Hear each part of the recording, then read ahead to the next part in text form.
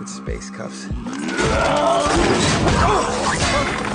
To break free from the handcuffs, he rips off his own arm. Then he slaps the police officer to the ground. Grabbing a box from the floor, he flees in a panic. While running, he desperately pours the contents into his mouth. Finally, he leaps off the 100-meter-high building. A loud crash echoes, the sound of shattering bones. Yet surprisingly, the monster stands up completely unharmed. Nick was still figuring out how to get down, but his partner Roy simply pushed him off. The two plummeted down, landing right on top of the monster.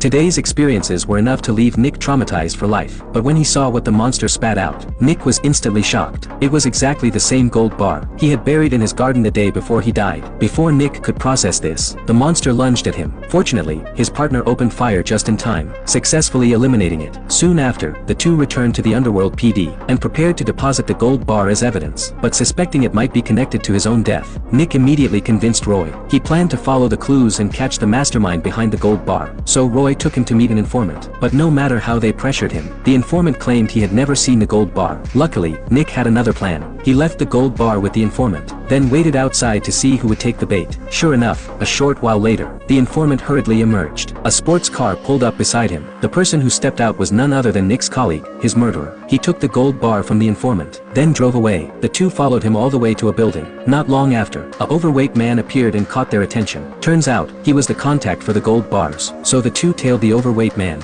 He was ambushed and dragged into the kitchen right after stepping off the elevator. Nick also swiped a box of barbecue seasoning along the way. They entered the freezer and locked the door. Then, they prepared to force the monster to reveal its true form.